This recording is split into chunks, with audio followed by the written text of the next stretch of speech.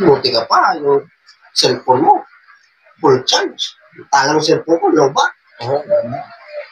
Papa, naalala ko di ba hinira mo yung charger ko? Parang matagal na yan, ha? Oo nga pala, pre. Nakalimutan ko. Pasensya na. Ito talaga, masyado akong makakalimutan. Hindi tuloy ako makapag-charge. Matagal na yun, no? Kala siguro nito, hindi matalas yung memorya ko. Mana ako sa lolo ko. Huh? Bakit? Ano yung lolo mo? Yung lolo ko, marami talas ng memorya noon. Alam niya pa yung mga nangyari nung kapanahon.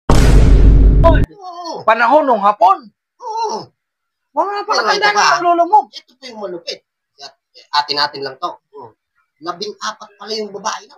What? May kayabangan to. Dami. Lolo mo. Oo. Alam niya lahat ng pangalan. Inisa-isa niya sa akin. Hindi totoo yan. Natatandaan pa niya lahat ng pangalan ng babae niya nung panahon ng hapon? Oo. Ganun katalas ang memorya ng lolo. Baka magaling yung lolo mo, ano? Matalas ang memorya. Mahina pala yung lolo mo. What? Bakit? Yung lolo ko, mas matalas yung memorya ng lolo ko. Huh? Kasi, nung panahon din ng hapon, ito, kwento ko sa inyo. Yung panahon ng hapon, lahat ng lugar na pinagtaguan nila, alam niya kung saan. Alam niya. Alam niya. At yung mga babae, yung lolo nito, yung mga babaeng naging babae niya nun, alam niya. Pati yung mga anak niya sa iba't ibang babae. Sinungaling ka! Kilala niya. Oo, kilala. Nagkaanak siya sa lahat ng babae niya. Oo.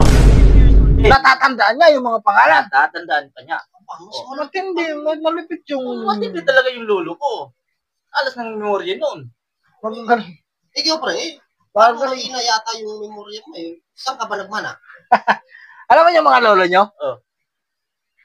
May Alzheimer's disease. Baka lilimutin na. 70 years old. Yung lolo ko. Yung lolo ko. Ang aga-aga baka siyansihin ko yung gilagid mo dyan. Mas matalas ang memorya ng lolo ko.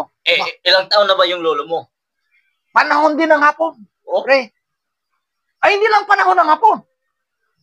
Naalala niyo yung Titanic? Yung barkong Titanic? Yung lumubog? Nung bago lumubog yung barkong Titanic, sinabihan na ng lolo ko yung mga tao na lulubog yung Titanic, babangga sila sa iceberg. Sinabihan niyo yung mga tao. Babangga yung barko sa iceberg. Nabigay siya ng babala? Oo. Binabalaan niya yung mga tao. Sumisigaw siya. Yung mga tao. Hindi nakinig yung mga tao. Hindi siya pinapansin ng mga tao. Anong ginawa ng lolo mo? Wala siyang ginawa. Kasi, pinalabas siya sa sinihan Ugong! Barinig kita sa mukha! Nanonood lang pala na sino yung lolo. Pwede ba ilayo mo sa akin to? Ayoko makita ito. Maita ulo ko. Taga ko, sobrang tanda na.